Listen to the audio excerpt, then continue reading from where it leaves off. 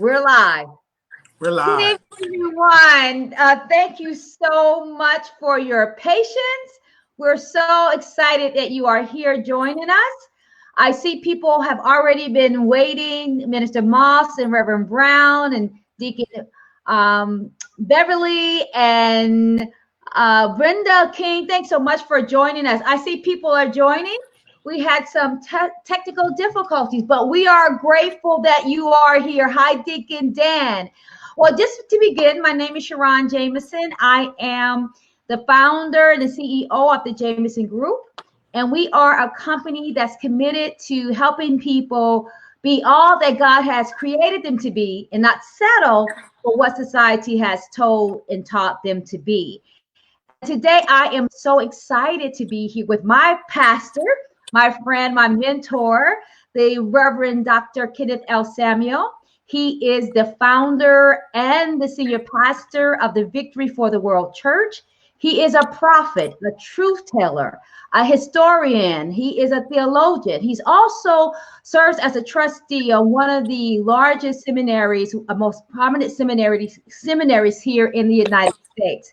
And we thought it would be fitting for us to have a conversation about racism in the church. Because as anyone knows, that we believe in Victory for the World Church, that Jesus is always connected to justice.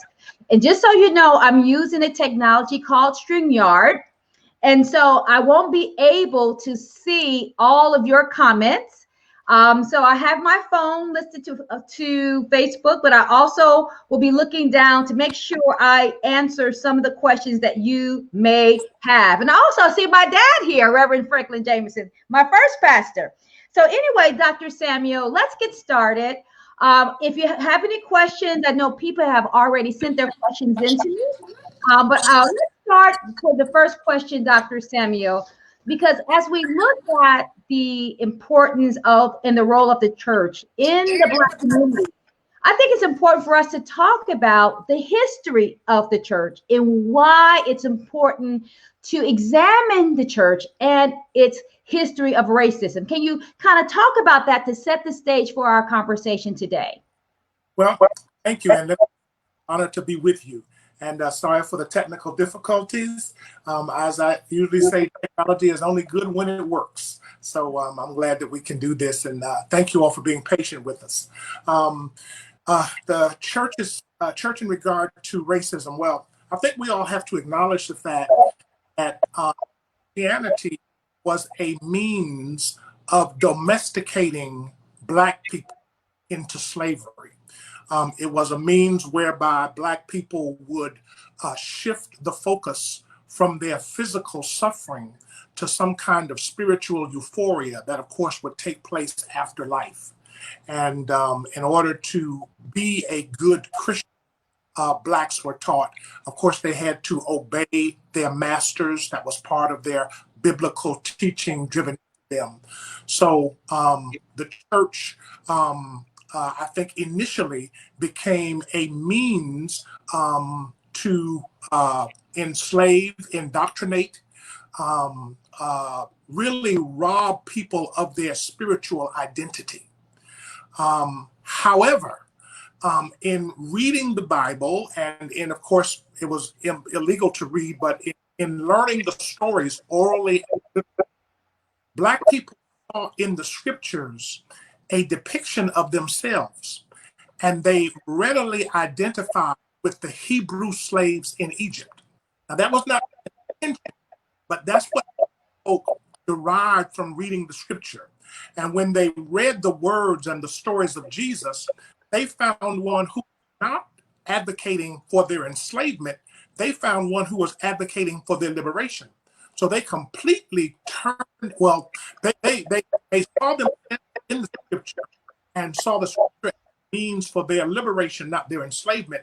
And thereby it became very dangerous, because now what they're doing is they're holding up the standard of white people, the Bible, Christianity, and saying, no, no, no, in this book, there's something here about liberation, and there's something here about God's will to free those who are oppressed, and it's right there in the text. So now white people who thought they could use the book to enslaved and brainwashed, now have to be confronted with the fact that in the Bible is undisputed truth of God siding with people who are oppressed.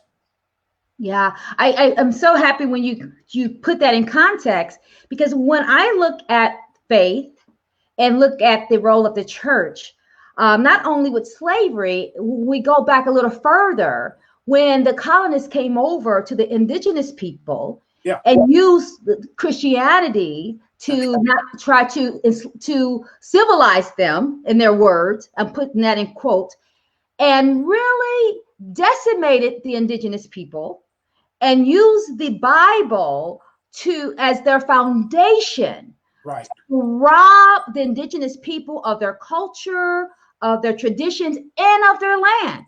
So we see that the Europeans, they have a history of using the Bible in a truncated, corrupt way. So can you talk a little bit about how, since the 1400s, when the settlers came over here, and how they used the Bible to rob the indigenous people, and how we continue to perpetuate that as a lot of the people go on these missionary trips and rob people of their traditions? Yeah, well, there's this whole concept of manifest destiny, and that's the concept that white people were sent to this continent to tame it, to civilize it, because everybody here was a savage, i.e., the indigenous Americans, the Native Americans, that they were savage. They were pagans. They had no religion, even though they did, but they had no acceptable religion. And so that became the mantra. But it even goes back farther than that. Jesus started a movement of compassion, a movement of faith, a movement of community building. It was the Roman emperor who started an institution under only because it's so more. I'm trying to get my brain to work. I'm gonna think of his name in just a minute.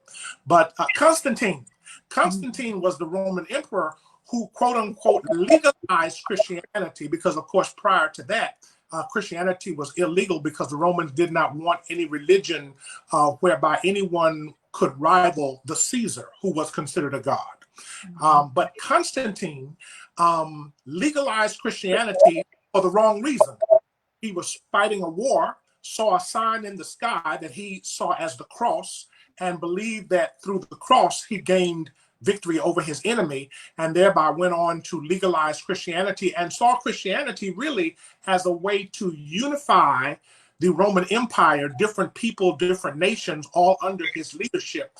Because again, in his mind, Christianity was about supporting power and supporting those who were divinely anointed to basically domesticate and rule over other people. And so it even goes back to that point, even before that, it's that same concept where those in power have tried to use Christianity as a means to justify their imperial power, their domination of other people. There is no mistake that our current president pushed back peaceful protesters in Washington, D.C. in order to pose before a church with a Bible in his hand in a very triumphal fashion, as if to say, see, white Christian America triumphs again. Look at our might. Look at our power. It's all the same signals. And the people who are protesting against injustice are viewed as these barbarians.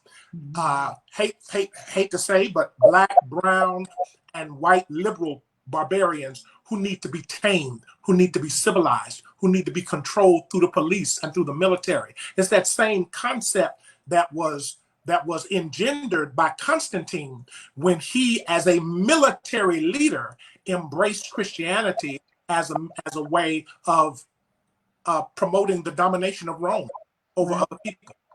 Right. So when I think about domination, to me, when we think about what was started way back when Constantine, let's kind of talk about slavery.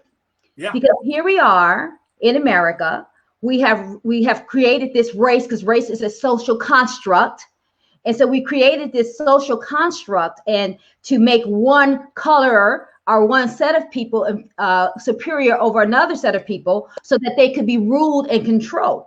And so now we see how Christianity, the church is silent and uses the Bible as a means to keep people enslaved. And even the people who said they were abolitionists, some were still not for equality. So can you talk a little bit about how throughout history, the Bible was used to not only hurt and control the indigenous people, but the role it played in the perpetuation of slavery, and then how we also use the role to perpetuate slavery in other forms, because slavery really never changes, it adapts, you know.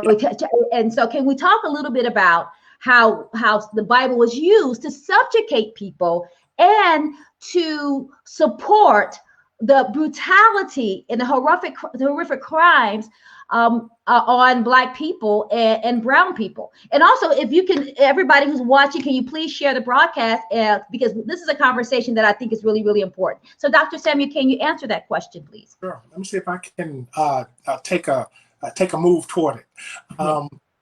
It would be difficult. As a matter of fact, it would be impossible to enslave a race of people who have a sense of their own spiritual value and worth. Because when you enslave someone, you really say to them, my life is superior to yours, and you must serve me, because there must be something special about me that makes me worthy of being served and makes you worthy of being the server. Well, in order to justify that to the people that you're trying to enslave, you have to get them to thinking about their own loss of value. You have to get them to thinking about their own subservience. They have to embrace a slave's mentality. That indeed, this is the divine will for me to do this, and that was taught, as I say, pervasively. I mean, there are scriptures in the text that talk about slaves, be good to your masters and obey those who have been given authority over you. And those texts, those scriptures were driven home time after time after time after time in the text. And as I said, it was very effective until you had Black preachers like Nat Turner, who heard stories. Of course, it was illegal for many Black people to read, but who began to say, now, wait a minute, there's something else in about liberation. And as I say, the whole story of the Hebrew slaves in Egypt being liberated by, Moses, who God anointed to say, let my people go. That also could not be, but the white system didn't want that part preached. See, there's always certain parts of the text they don't want preached. They don't want everything preached. And people who use the Bible to drive home any bigotry always want to drive certain pieces, but they don't want other people to they drive home, Jesus was a man and he referred to God as Father, and he only had, 12 male disciples. And they don't want to deal with the fact. But the Bible also says that in Christ there is no male or female, bond or free. So there's always certain select parts. And as long as Black people were limited to those select parts, then they were subjected to a religion that taught them that they were less than human and that they were destined by divine directive to be the slaves of white people. But as I say, when you read the book, this broad interpretation, then that begins to inform that even in the text itself, they are people of God, they are children of God, they are oppressed, but it is God's will that they be liberated. And I will say that the reason why God was Israel's God is because God keeps telling them, I am the God who brought you out of bondage. So I am worthy of you following me. You need to follow me because I am the one who came to rescue you out of bondage. And that was a theme that Black folk took and identified with. I said, no, this God you telling us, we don't know that one. But this other one who's about our liberation, that's the one we're going to embrace. And that's why people like Nat Turner and others who added a spiritual sense of destiny to their fight for freedom. See, it ain't just like, I'm black and so I just want to be free. No, no, no. It is God's will for me to be free. Therefore, whatever I do to be free, God is in it with me. God is enabling me. God is empowering me. And there's no question that many black people saw the Civil War. Talk about our resistance to violence. There's always resistance to violence when it comes to black people. When it comes to white people, we ain't no problem. But black people prophesied that that there would be a bloody confrontation to end the system of slavery in America. And surely it happened through the Civil War. Right. It's interesting when we talk about the Civil War, let's kind of talk about that, because now we have this whole thing where slaves were taught that your spirit can be free, but your body got to be in bondage. So we have that, and that was a pervasive thinking of the time. Yes, you can be free under me, right? And so we have the Civil War. And so now we have people starting to say that is God's will for me to be free, and I am made in God's image. And then we see after the Civil War how now we have Jim Crow and lynching. Because since people start understanding that whoever the Son sets free is free indeed, and that I am made in the image of God, now we see this whole incident, this increase in terrorism, really, and lynching, to try to terrorize people out of the freedom that they knew that God gave them. So can you talk about the power of lynching and segregation, and how the church was complicit in that, because many of the church did not speak out against some of the lynching that was happening Sunday morning right after church? So can you talk a little bit about that? Well, there's a in the KKK Christianity. We talk about, extremist Islam, the terrorists in Islam. Well, hell, what about the terrorists? What about the Christian terrorists? They were called KKK members. They were, they would burn crosses, which is a weird, strange desecration of the cross. But they would burn crosses, ride through black communities. I remember my mom telling me stories about them riding through black communities in South Carolina when she was growing up. And so she says, that's the reason why, I films talking about, white people terrorizing black people. She said, because I lived through it and I've spent all of my life trying to forgive. So if you remind me of it, it's only going to take me back. But that was very, very real for black people at the time. And so I think, Christianity was definitely behind it. Many of if not all of the KKK members considered themselves to be Christians. And as you say, they would go to church in the morning and then go to a picnic and lynch a nigger in the afternoon. Yeah. So that was the thinking. Now, this whole notion you mentioned, them teaching black people, your spirit is free, but your body is unfree, basically. That basically you do what I tell you, but your spirit is free. See, that ain't gonna work. Somebody said your mind and your body will follow. That's a disembodied thinking. It's a disembodied theology that, again, goes against what we know to be the truth of the fact that the word became flesh. Mm-hmm. And the whole crucifixion is a violation of God's flesh.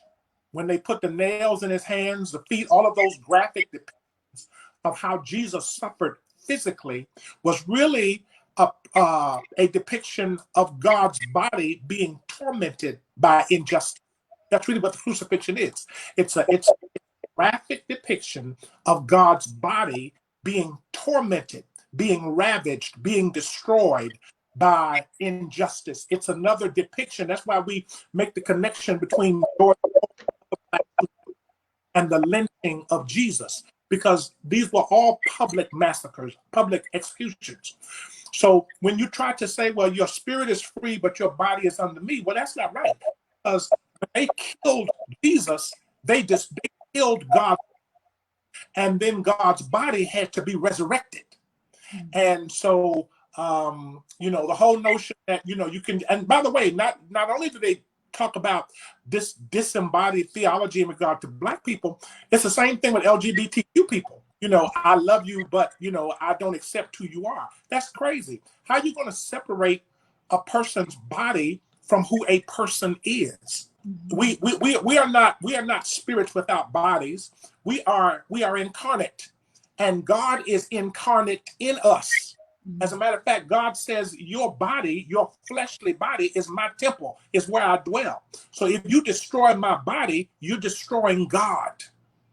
If you mistreat my body, you are mistreating God.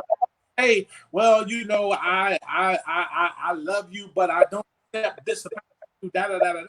That's crazy, because of that, if what it is you don't accept is a part of a person's identity, part of a person's personality, you cannot love their body and reject their personality. That is absolutely crazy. Right. And we see a lot of that. It's interesting. We see a lot of that duplicity, right, in the church. And we also see a lot of that perpetuated because there are a lot of Black people who have been in churches, and I grew up the same way, under a white Jesus. Right. So here I am, a Black person. I'm in church with a white Jesus. So then it's hard for me to not feel that is God's will for me to be oppressed when my oppressor is white and the Jesus on top of the cross is white. I think there's it creates a sense of schizophrenia. I remember when I was growing up, I thought, this is how I really thought about God, that God blessed the white man first, the white woman second, then the white kids, then the Black man, then the Black woman, the Black boy, then the Black girl. And I thought my life was so hard because when it came across to me, God had run out of blessings. That's what I thought. I thought my life was hard because God had given out all the blessings. And for years, I thought as a Black girl, I was going to suffer because there were no more blessings for me. And that's why I think it's very dangerous when we don't address when we don't address seeing images, which is really idolatry. Let me just say that. Seeing images only of a white God. So can you talk a little bit about the destructive nature of painting in Black churches of people of color using a European vision of Jesus, and Jesus was not European? So can you talk a little bit about how that has been skewed in history? Certainly, yeah. There's a problem when we look at the best that there is or ever could be, God, and see no image of ourselves. There is a problem when the imprimatur, of God put God's the image of God is embedded in a human life. The image of God was reflective in Adam and Eve, and if you cannot see your identity in the image of God in you, that's real problematic, because that means that everything that you ascribe to, everything that you consider to be good, excellent, everything that you consider to be divine is outside of you, not within you. And therefore, you can never really be one with God because you consider yourself as something other than God. And so then God can move against you to destroy you. And you have the concept that you have been violated because in your mind, this is what you deserve, because you never see yourself as anything that's good or divine. That is extremely problematic. That is as difficult as us always talking about leadership and strength in masculine terms, so that women never identify their femininity with strength. They never identify their femininity with endurance. They never identify their femininity with logic. They're always the emotional, flighty, weak ones who need the protection and, by the way, need the guidance of men. And so, if women cannot see God as female, they only subscribe to their own subservience. If women can only see God as a male, if Blacks can only see God as white, then we are subscribing to our own subordinates, because if God is over us and if God is white, then that means that we deserve to be on the bottom. Absolutely. I'm so glad you said that, Doc, especially when we talk about women and what it means to be a Black and a woman.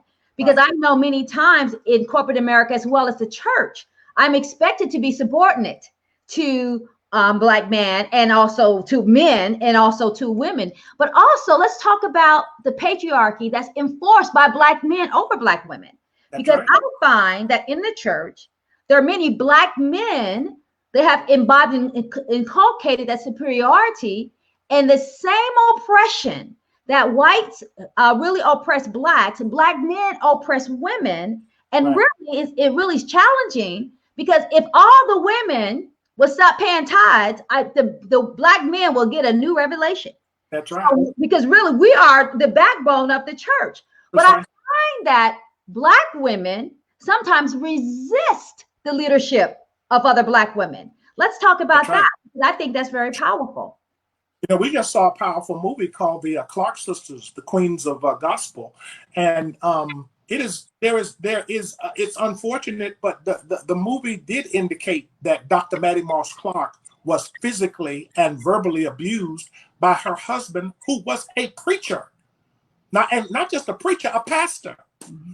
And so, you know, when we talk about the church, we have to address the fact that, as you say, many of us are agents and many of us are complicit with our own oppression. Many of us are complicit with our own oppression. As you say, women in the Black church, women in any church, Yeah. outnumber, outgive, outserve, whatever it is, compared to men.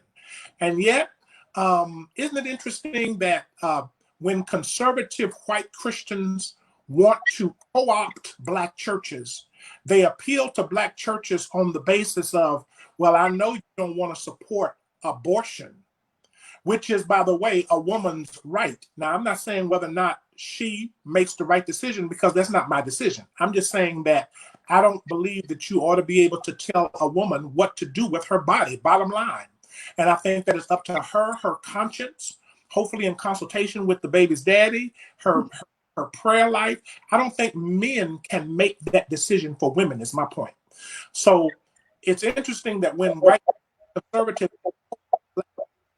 they come to us talking about, oh, look at how the liberals kill babies. They just baby killers. As a matter of fact, our church some years ago was boycotted by a group that said that we were anti-family.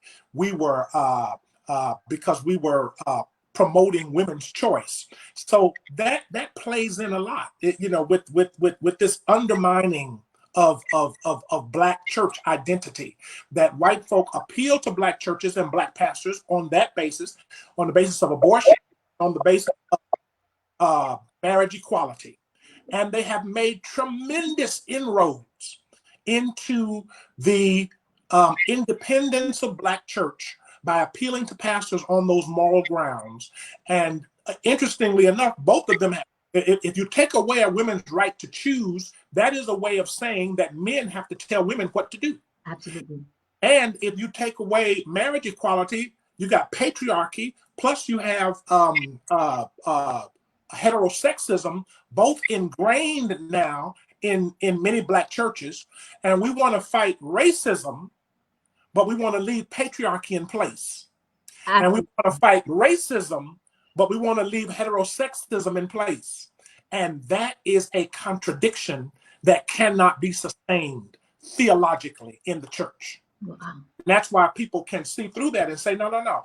You want everybody to fight against, you want all Black folk to fight against racism. But even when we fight against racism within the Black community itself, there are divisions and distinctions based on gender identity, et cetera, and et cetera. You want to leave all that in place while you want everybody to fight against racism. And that becomes it's kind of like America saying, all men are created equal and we are endowed by our Creator with certain rights. They said that and at the same time owned slaves. And that was a contradiction that is even now we're paying the price for, because that is an internal contradiction that America has never wanted to adequately address and rectify. And, I listened to the president talk at West Point this morning, talking about all that, he's done to rebuild the military while the country is being torn apart by our own citizens who are sick and tired of the contradiction. That we're supposed to be this great nation, this great city set on a hill, this leader of the world, when we have a president who will use the military against peaceful protesters for a photo op in front of a church so that he can pose in a militaristic style with the Bible in front of a church that he doesn't even attend. These are all internal contradictions. Yeah. So he's building the military to keep, I don't know, the terrorists from abroad out. His own country is on fire, and he doesn't even know why. Right. I love when you're talking about that. At the church, we pick and choose. Oh, yeah. And it's interesting, Doc, because I want to go a little bit about that before I touch about 45. Let's talk about the picking and choosing, even with civil rights, because it's interesting now where I hear white pastors and black pastors talk about Dr. Martin Luther King and how they really support Dr. Martin Luther King. However, history shows that a lot of black people were not with Dr. Martin Luther King. That's right. Can you talk a little bit about that? Because now everybody's on the bandwagon and they want to quote him, but they want to use the only sound bites of what he said. But even with those sound bites, they don't want to do anything of what he said. So can you talk a little bit about how that whole history in the break with the black church, that Dr. King was kicked out because he had a different a theology and philosophy. Can you say a little bit about that? Oh, you're right. You're quite right. You will think today that every, black person when Dr. King was alive was with him. That was not the case. Dr. King was kicked out of the National Baptist Convention because then President J.H. Jackson believed that civil rights was not a part of the spiritual agenda of black Christians. By the way, that was the largest body of black Christians in the nation, the National Baptist Convention. And Dr. King got kicked out because J.H. Jackson and his followers did not want to introduce civil rights in. When Dr. King was leading marches against injustice and trying to find meeting places for the marches to gather, many churches closed doors because you opened your church doors to Dr. King and those who are protesting against Jim Crow. Your church might be bombed or burned the next day. Not to mention that they might, surround the church and hold you hostage in it. And many pastors were more concerned about business and property than they were concerned about the gospel and justice. Same thing today. Pastors make business decisions. And so a lot of the patriarchy, a lot of the sexism, a lot of the heterosexism is ignored, swept under the rug because they don't want to be targeted for any kind of attack. And the emphasis is on, building and growing these big churches. But I think you're right. In Dr. King's day, that's precisely what he dealt with. Clay Evans in Chicago, big preacher, Fellowship Baptist Church, the former pastor of Fellowship Baptist Church in Chicago, invited Dr. King to come speak at his church in Chicago. And Mayor Daley at the time in Chicago told him, "You will not do it." And Clay Evans defied the mayor, brought Dr. King. And as a result, he was building a new church at the time, and the funding for his church dried up. And those who were there said that, they had begun a little construction, and they said the steel almost rotted for the years that Clay Evans had to wait because the bank dried up because of the mayor's retaliation for him bringing Dr. King to Chicago. So, people may say, "Oh yeah, I would have been out marching." No, not if they had threatened your life. Not if they had told you, your house is going to be set on fire. Not if they told you that you're going to lose your job the next day because a lot of they saw you were out marching, you couldn't come back to work. And so it took a daring, it took a boldness, it took a Holy Ghost courage for those people to risk their livelihoods, their safety, the safety of their families, and go out and march with Dr. King, because it was not by any means a universal or unilateral support for Dr. King. Some blacks, just like blacks today, saying, there's some blacks today who ain't with Black Lives Matter. There's some blacks today who resist liberation movements while they promote, church and family, but they are themselves heterosexist and themselves followers of patriarchy. But that's never questioned, because again, the emphasis is on, how do I protect my business in my church, and it's neglected. It's interesting when you talk about the church being a business. I know in the 1990s, when we talk about what was happening in the Black church, it was this big prosperity movement. Right. And so it's like, so we were encouraging people to have money. And I saw less emphasis on changing the mindset. Right. Because if you have a good mind and know that you are endowed by God, you can make some money. But they didn't teach that. It was like money, stuff, flash and sizzle, no substance. Yeah. So, and we saw a lot of that in the church. And now we see these younger generation. You get a sentiment that the younger generation does not feel that the church is relevant for such a time as this, because we really abandoned our leadership position to effect change. So can you talk a little bit about how this entire prosperity movement really undermined the fervency and the political liberation philosophy of moving a people forward? Can you say a little bit about that?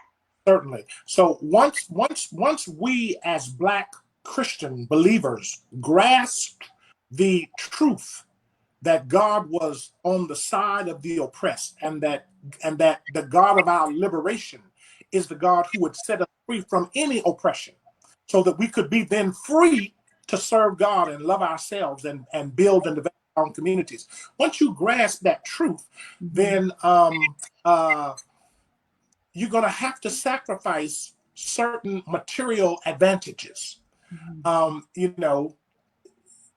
Dr. King could have made a lot of money in private practice, whatever, teaching. He decided to sacrifice that in order for what we call the movement.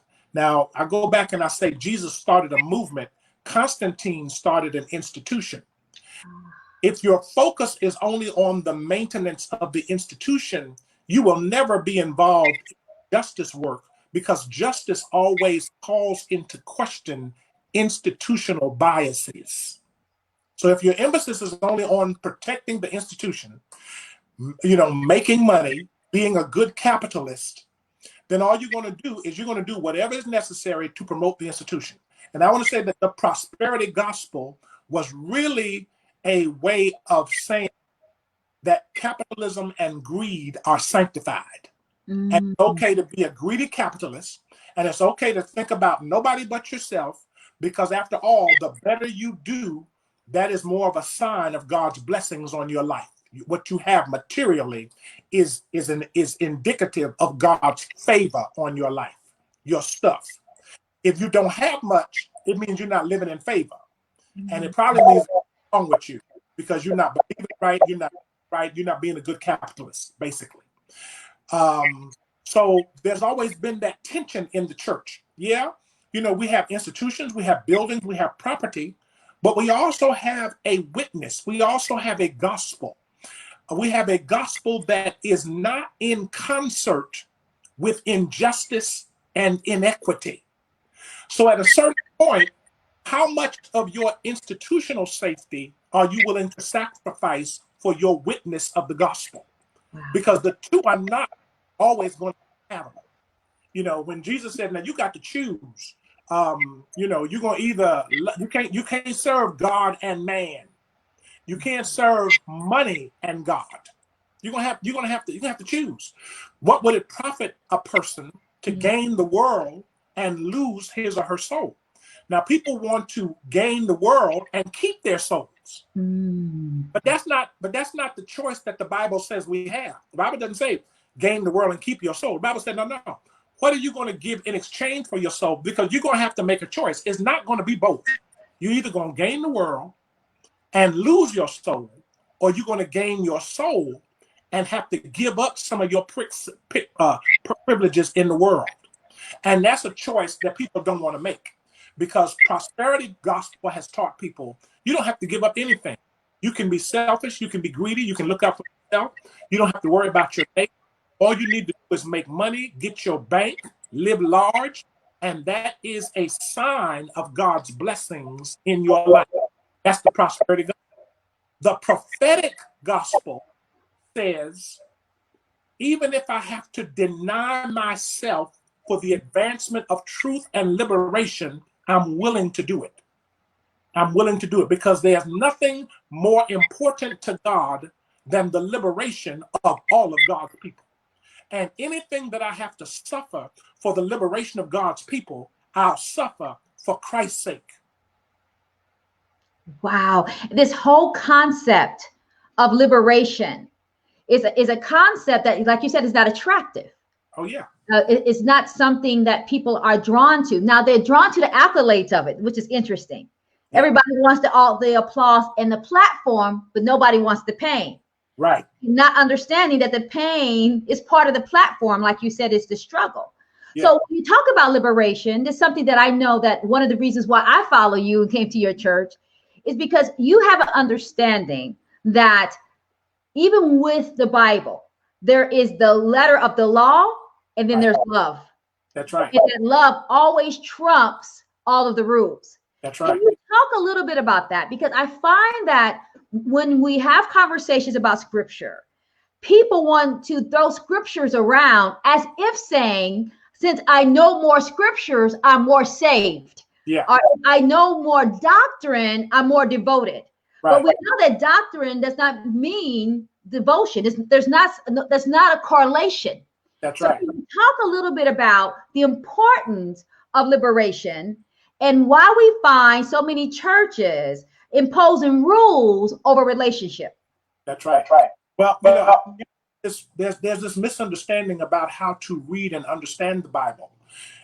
We were never intended to just read every word in the Bible and follow it. That was never the intent, because the Bible is a library, a collection of people's experiences with God. Some are good, some are not good. Some are worthy of emulation, others are not.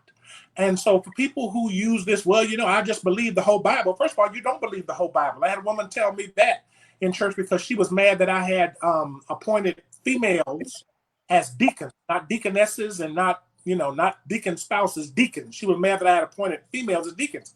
And so, and then she was mad, of course, that I appointed LGBTQ people as in leadership positions.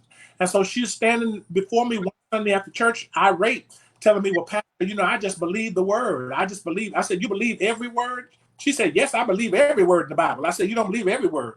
She said, yes, I do. I said, no, you don't, because if you did, you wouldn't be speaking to me in church, because the word says women be silent in church. I said, how did you miss that part? Well, she walked away in a huff.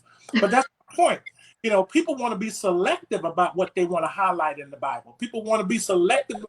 Well, you know, the Bible speaks against this. Well, the Bible speaks against the bacon you ate this morning, for that matter. The Bible speaks against the shrimp that you had last night. The Bible speaks against the mixed fabrics that you're wearing on your body. The Bible speaks against women not wearing head coverings, all of that. And so when you want to get to these little minutiae, when you want to get to these little, as I say, irrelevant parts on the Bible to promote your own prejudice, which is really what it is, and miss the fact that God is love, and miss the fact that when Jesus came, Jesus, as he said, did not come to abolish the law. Jesus said, I came to fulfill it. And what was he saying? He said, I came to cut through the chase, all these tangential matters, these little minutia matters y'all arguing about, washing your hands before you eat and all of that, and whether or not you work on the Sabbath. Y'all think all that's important, and you're missing the main thing, that God is love. And Jesus says, I've come to bring that home to you. I've come to crystallize and make clear the fact that more than God is anything else, God is love.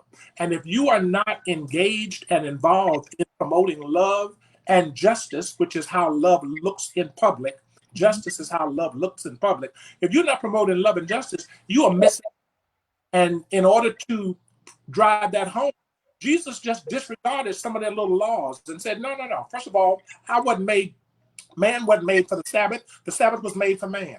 So if whatever work I do on the Sabbath is good because it's all for the promotion of humanity. And, Jesus was constantly in these arguments with religious people who were concerned about promoting God's law and at the same time not recognizing God's love. And so I just think religious people in particular, us in particular, we need to be very, very discerning.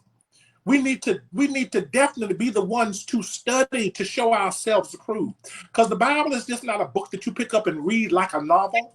The Bible is a book that you have to study and put in context. And if you do that, you will know what Paul knew, who, by the way, wrote 3/4 of the New Testament.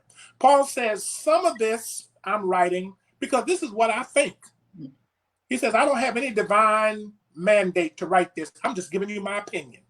Other things I am writing because I believe they come from God. And so Paul is telling us that even when we examine his writings, be clear to understand what he is writing because he believes that he is convicted by God to write, and what he is writing merely as saying, let me just share my thoughts with you. This is what I think. But in other words, because I'm just thinking it, I could be wrong.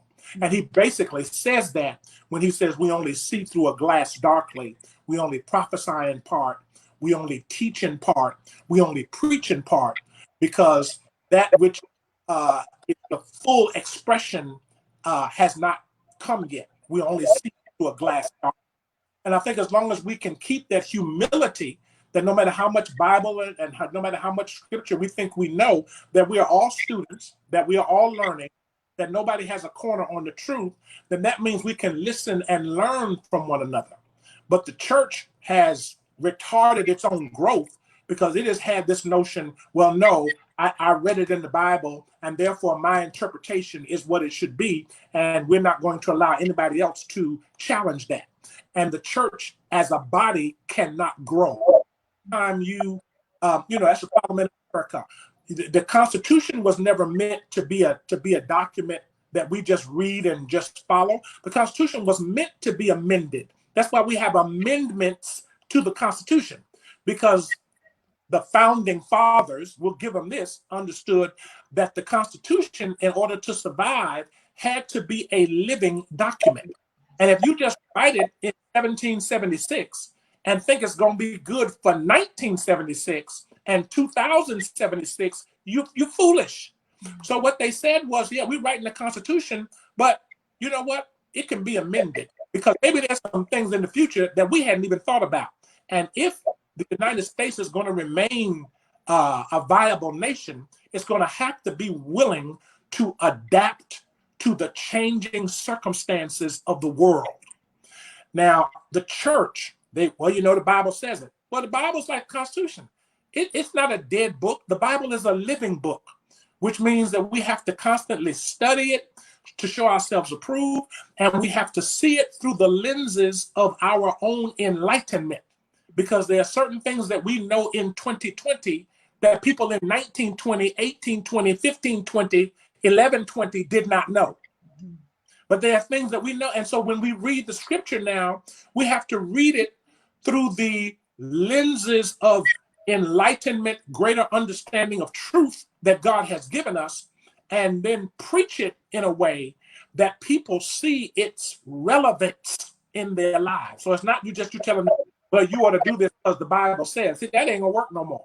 You got to tell them, it's in the Bible, but let's talk about it. Let's see if it really makes sense. Let's see if God's experience in your life will make this true in your life. That's what makes the Bible real. It's what makes the Bible livable. It's what makes the Bible questionable, testable. People can come at it with questions and different experiences, but that's what keeps it alive. If we ever close it and say, no, there's no more discussion, then not only is the Bible dead, then the church is dead as well. Jesus didn't organize a dead religion. So Jesus says that's why your relationship is not with a book. Your relationship is with me, and I live forever. Dr. Samuel, that just ministered to my heart, because something that you said that I will never forget is like, just because we close the Bible does not mean that we close God's mouth. And That's I'll right. never forget that. Mhm. And one of the things, as we wrap up, I want you to talk about this mental illness, right? Because Yeah. what we know in the Black community, racism causes a lot of mental issues and a lot of stress issues, post-traumatic slave syndrome, etc. Then we have some issues around disadvantage economically, politically, medically. And all of those justice issues, to me, are Jesus issues. Oh, yeah. So when I look at Jesus, I look at, like you said, in our church, the totality, the mental, emotional, spiritual, all of that, it's all God's work. Right. What's interesting is, though, many of us were raised in the church and we were not at all encouraged to seek mental health or to deal with our mental health. Just pray about it. And one of the things I love about our church, being a living Bible, we understand that we have to address those mental health issues because of the challenges of just being Black is stressful in America. Can you talk a little bit about our church and how, while we're so important, is something what Dr. Jones has said, that we have this understanding that we got to do the mental health work because our spirituality is connected to our emotionality. So can you talk a little bit about that? Because that's a form of racism also. Certainly, and it's a form of oppression. Yeah, my understanding is that we are to love God with all of our hearts, minds, bodies, and souls. That's how we are to love God. You can't just love God, but your body is all. You can't just love God with your mind, but your emotions are somewhere else. God, Jesus calls us to love God in the totality of who we are. And a part of the totality of who we are is certainly our mental and our emotional state. Now, understanding what Black people have suffered in America, all of us are traumatized. I don't think that you can live through what Black people have lived through and continue to live through in America. As a Black man, I cannot tell you how shaken I am every time I see a Black man lynched in America, the way George Floyd was. I cannot tell you what it takes for a grown man to cry out for his mama in the street. We're traumatized. It is, and people say, well, you're just making a big thing out of nothing, and why don't you talk about Black on Black crime? We can talk about all that, but we're talking about the legally sanctioned suffocation of a life over a $20 bad check. See, there's something wrong with that, but it bespeaks who America is. It bespeaks the value that America places on Black lives, because we can't even imagine a white person being treated like that, with other policemen standing around. We can't even imagine. I can't tell you how many times I've been in the wrong place at the wrong time. Hands up, police. I look like a suspect, and you cannot live through that year after year after year, decade after decade, and it not impact your emotions, your thinking, your mentality. So part of the ministry of the church, we got to promote the gospel, but we also got to promote healing for our own people. That's part of our ministry too. We ain't just about saying, well, we got to tell the world about Jesus. We got to bring Jesus into our own midst so that Jesus can do a work in us mentally and emotionally. And that's why I believe that the work of mental health and helping people to understand how generations, cycles of poverty, which is, by the way, a physical oppression itself. Poverty is violent. We're talking about people in the streets being violent. Poverty is violent because it is an infliction upon a person's body. Poverty means that a person doesn't have adequate nutrition. Poverty means that a person does not have adequate health. Poverty means the person is likely more susceptible to all of the viruses and germs that kill people. And so poverty is violent. And unless, and you can say, well, I made it out, I did good. I was listening to a Black conservative talk the other day, and she was talking about how she, she doesn't care, about, all the Black people who support liberal causes because, she's a Black entrepreneur and she's been able to do this and do that and do this and do that. And I was listening to her, and part of her obsessiveness over her business was over the fact that she's reacting to the failure of so many Black people around her.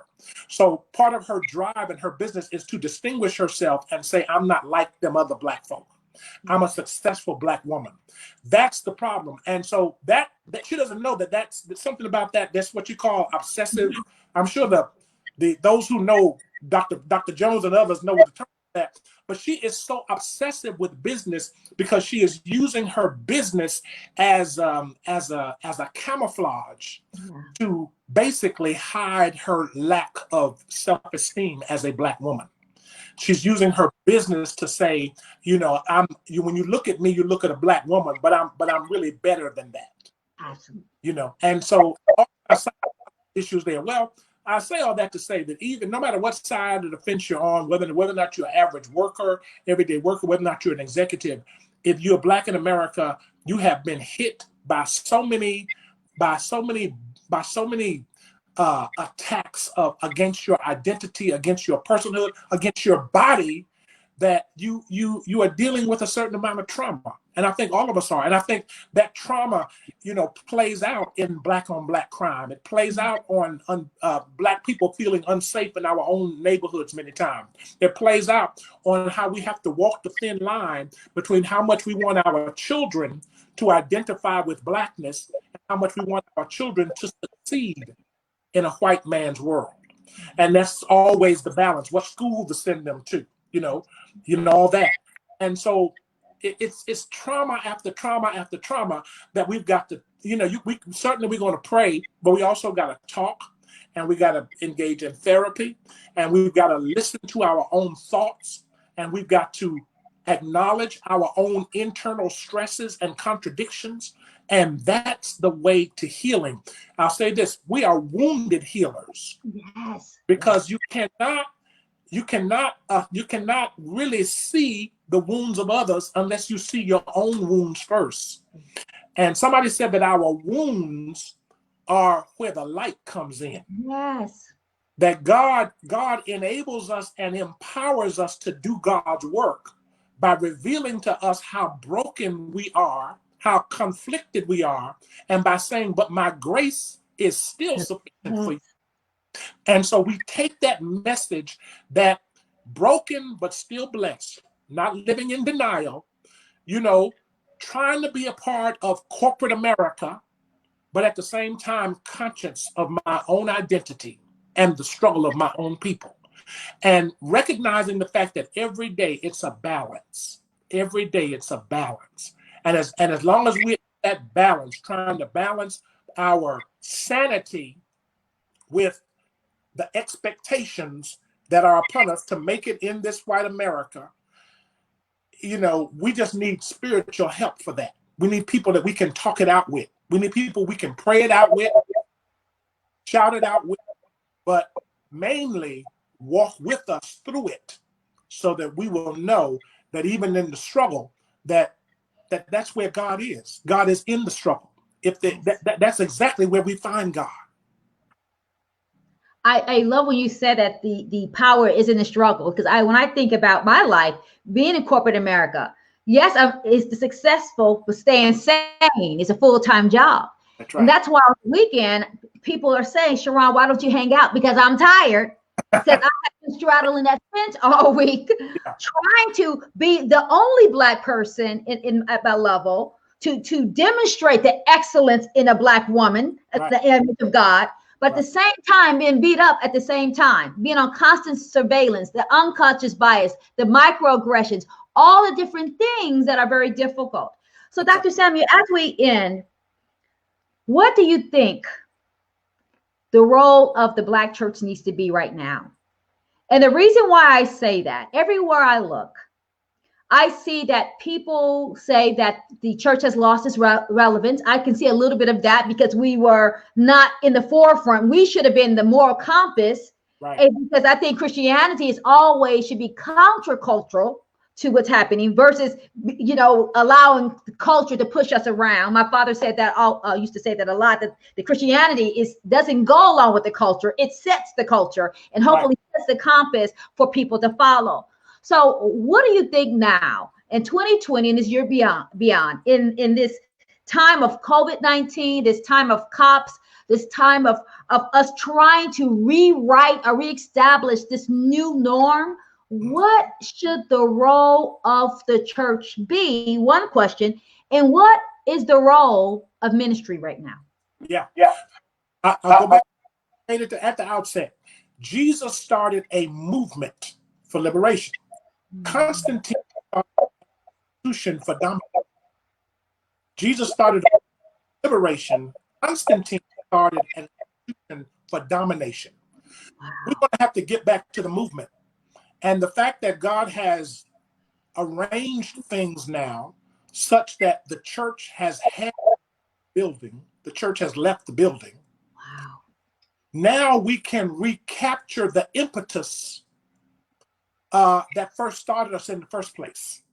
Because what started Christianity was not an attempt to win a battle against, one Constantine.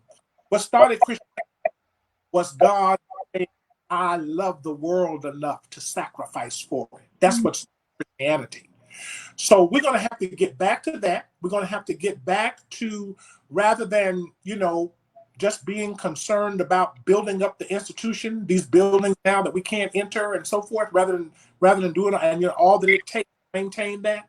Now we're going to have to get back to, okay, what is our mission? What are we called? We are called to do justice, says the Old Testament. Yes. Love mercy. Yes. Walk before God. That's what God requires, to do justice. Now, you may do some other things. You may build nice cathedrals. I'm not against that. You may do this, but don't miss what God said. This is what I require. That other stuff you put in there if you want to do that. But here's what I require. You got to do justice. You got to love mercy, and you got to walk humbly before God. Doing justice means that the church cannot see itself as separate from those who are out in the streets talking about Black Lives Matter. Because Black Lives Matter, not because somebody says it, Black Lives Matter because God says that in the last days I'm pouring out my spirit among all flesh. Yes. All flesh. That's why Black Lives Matter, because God became flesh. And by the way, God became flesh in the body of not a white man in Rome, but a brown man in the Middle East. God became flesh in blood in a person of color. In a group of people who were oppressed.